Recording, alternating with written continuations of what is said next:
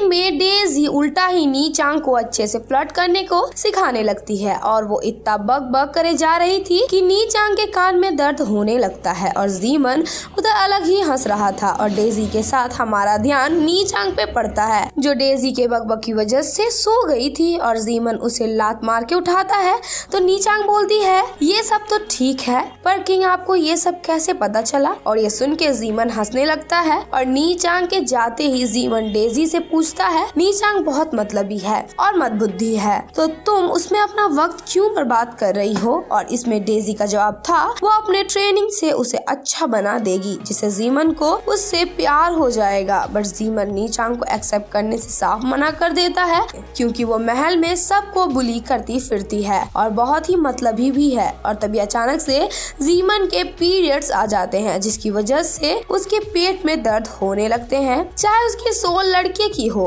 But वो एक लड़की की ही बॉडी में है और उसे समझ नहीं आ रहा था ये है क्या। तो डेज़ी उसे समझाती है और उसे पेट के जैसा कुछ देख के उसका मजाक बना के हंसने लगती है और उन्हें साथ में अगेन नी चांग देख के जल भुन जाती है और डेज़ी के साथ कुछ बुरा करने का प्लान करने लगती है। इधर डेज़ी जीमन के पास से जा चुकी थी तभी यू आकर उसे सूप वगैरह देख के बताती है उसकी टेक केयर करने का ऑर्डर राजा ने उसे दिया है। तभी यू के जाते ही एक और मेड आती है जो जीमन को बताती है उसे किंग ने हॉल में बुलाया है और ये सुन के जीमन का दिमाग घूम जाता है बिकॉज उसे इस हालत में आराम करना था। और फिर जीमन हॉल में जाता है जहाँ डेज़ी तो नहीं बट नी चांग थी और हमें समझ आ जाता है नी चांग ने ही जीमन को बुलाया था राजा के नाम पर। और जीमन के आते ही नी चांग उसे गार्ड से पकड़वा देती है और उसे चाकू दिखा के डराने लगती है और जीमन उसे बचाने के चक्कर में बोल देता है वो किसी भी आदमी से प्यार नहीं करता और राजा ने ये सब जानबूझ के किया जिससे कि नी चांग जेलस हो सके और इसे उन्हें पता चलता है वो उसे कितना प्यार करती है। और ये सुन के नी चांग तो खुश हो जाती है और उन गार्ड्स को उसे छोड़ने को बोलती है और उसे पूछने लगती है उसके बारे में राजा ने और क्या क्या बोला जिसमें जीमन बोलता है उन्होंने तो तुम्हें बेवकूफ और मतलब ही बोला है। तो ये सुन के नी चांग उसे मारने के लिए आगे बढ़ती है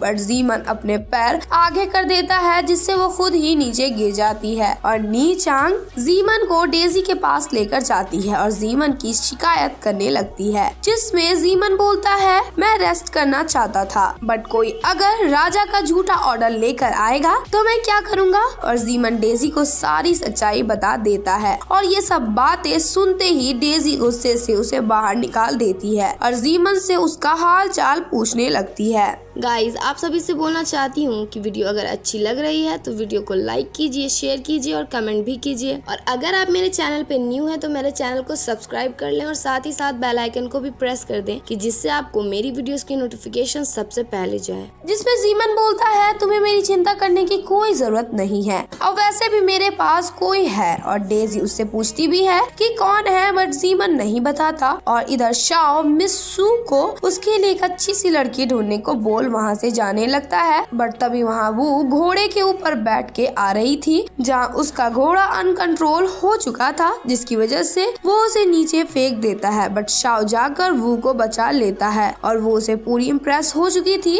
और उसे वो पूछने लगती है कि उसकी शादी हुई कि नहीं। और शाओ का जवाब सुनकर वो बोलती है मैं हूँ ना, मैं करूँगी। और हमें पता चलता है वो जीमन की कजिन है यानी कि वो भी प्रिंसेस है बट शाओ से बोलता है उसे उसकी माँ से शादी के बारे में पूछना होगा। और हम इन दोनों को शाओ के घर में देखते हैं जहाँ शाओ अपनी माँ से वू को इंट्रोड्यूस करवाता है। उसकी माँ तो खुश थी बट वो शाओ के घर को देख के खुश नहीं थी और वो कमियां निकालने लगती है और उसे 7 दिन के अंदर इस घर को दोबारा से रेनोवेट करने को बोलती है। शाओ उसे मना करता है बट उसकी माँ घर को रेनोवेट करने के लिए अग्री हो जाती है और काम शुरू हो गया था जहाँ एक आदमी आकर शाओ को इस काम की आवाज थोड़ी कम करने को बोलता है बट वो आकर उन्हें थप्पड़ मार के सुनाने लगती है और सब लोगों को वार्न भी करती है कि वो उसके मैन से इस एटीट्यूड में बात नहीं कर सकते हैं। और फिर शाओ वू को अपने फ्रेंड से मिलवाने के लिए जाता है, जहाँ वो उनमें भी कमी निकाल के गुस्से में वहाँ से चली जाती है और शाओ उसके लिए चिंता भी कर रहा था, वो उसमें भी कमी निकाल ही रही थी। और एक टाइम में कुछ महल के लोग वू से मिलते हैं, जहाँ वो शाओ को उसके अंकल के बेटे का नाम से इंट्रोड्यूस करवाती है, बट ये बात शाओ को अच्छी नहीं लगती और वो अपने आप को उन लोगों से इंट्रोड्यूस करवाता है और वू को दोबारा उससे मिलने के लिए मना करके वहाँ से चला जाता है। बट फिर भी वो दूसरे दिन महल में उसके पास आ जाती है, जहाँ शाओ उसे शादी यहीं रोकने को बोलता है, बट वो बोलती है क्या तुम्हें डर नहीं लगता, मैं राजा को इसके बारे में बता दूंगी। जिसमें शाओ बोलता है आप में यही सूट करता है। तभी वहाँ डेजी आती है, जिसके आते ही वो उससे शाओ के बारे में बोलने लगती है, उसने उसके ऊपर चीट किया। बट डेजी वो का साइड ना लेते हुए शाओ का ही साइड ले लेती है, जो कि ऑब्वियस था। और जब डेजी को पता चलता है शाओ की शादी नहीं हो रही है, वो खुशी के मारे पगला जाती है। बट शाओ उसे क्लियर कर देता है कि उसे लड़कों में कोई इंटरेस्ट नहीं है। बट डेजी भी उसे क्लियर कर देती है कि वो तो बस उसे एडमायर करती है, ना कि पसंद। बट ये बात तो हम सभी जानते हैं।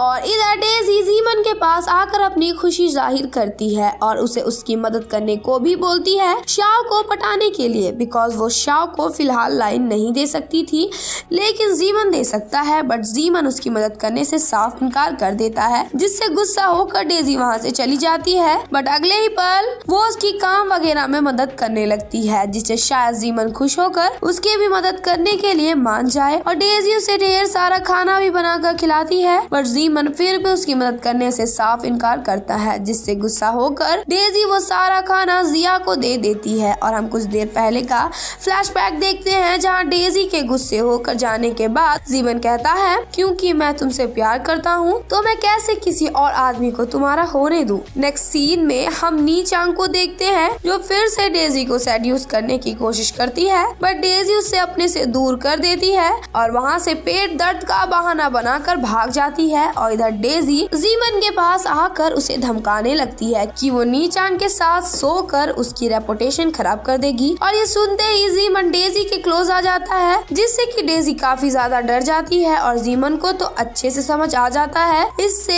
ऐसा कुछ भी करना नहीं आता है। और जीमन ये जानते ही उससे और डराने लगता है। और नेक्स्ट सीन में हम जिया को देखते हैं, जिसका पेट आज अच्छे कंडीशन में ना होने के कारण वो अपना जगह जीमन को भेज देता है डेजी के साथ। और डेजी जीमन को अगेन शाओ का दिल जीतने को बोलती है, बट जीमन अगेन मना कर देता है। और जब डेजी राजगद्दी में बैठती है तो वो जीमन को सबक सिखाने के लिए सारे ऑफिसर को अपने अजीब सपने के बारे में बताती है और उसके बाद एक बहुत ही अजीब और फनी डांस करती है और अपने साथ बाकी ऑफिसर्स को भी वो डांस करवाती है। और ये सब देख के जीमन को बड़ा गुस्सा आ रहा था और वो उसे साइड में ले जाकर डांटने लगता है, जिसमें डेजी बोलती है मैं किंग हूँ, मैं जो चाहूँ वो कर सकती हूँ, मेरे लिए शाओ का दिल जीत लो और अगर नहीं कर सकते हो तो ये सब देखते रहो। जिसमें जीमन डेजी को ही धमकी देने लगती है, अगर वो उसका वादा तोड़ेगी तो वो उसके फेस को खराब कर देगा और पूरा नेकेड होकर महल में घूमेगा। और ये सब सुन के डेजी उसे ये बोल चली जाती है कि वो उसे नफरत करती है और जीमन ये सुनकर अपसेट हो जाता है। इधर क्वीन बोल रही थी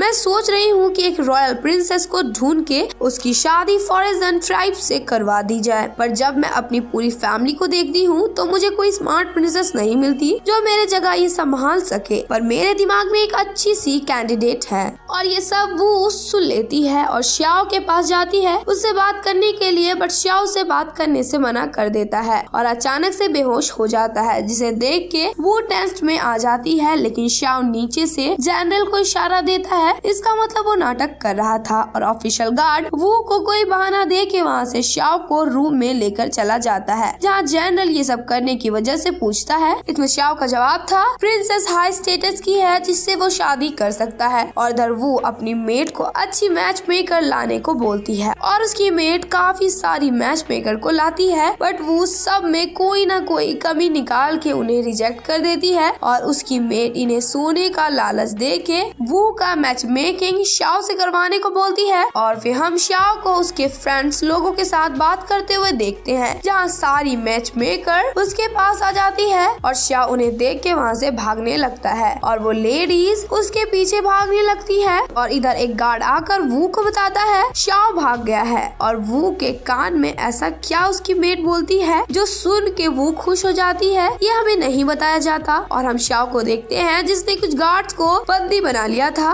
बिकॉज वो लोग उसे पकड़ने आए थे वू के लिए, लेकिन वो लोग बताते हैं वो लोग वू के गार्ड नहीं हैं बल्कि जनरल के गार्ड हैं। ये सुनते ही श्याओ उनकी रस्सी खोल देता है और वो गार्ड्स उसे एक घर के पास लेकर जाते हैं जहाँ जनरल श्याओ वेट कर रहे थे, बट श्याओ जैसे अंदर जाता है उसे बंदी बना लिया जाता है और वहाँ पे जनरल के जगह वू थी और वो श्याओ को हैरेस करने की कोशिश करती है, बट बेड का पर्दा टूट जाता है जिससे गुस्सा होकर वो श्याओ को वहाँ से भगा देती है। और नेक्स्ट सीन में वो श्याओ को देखने आई थी जहाँ श्याओ डेजी से टकरा जाता है और डेजी उसे अपनी फीलिंग सबके सामने कन्फेस कर देती है, जिसे सुन के जीमन गुस्से से डेजी को वहाँ से लेकर जाने लगती है और ये सब सुन के वो हैरान थी और इसी के साथ इस पार्ट की एंडिंग हो जाती है।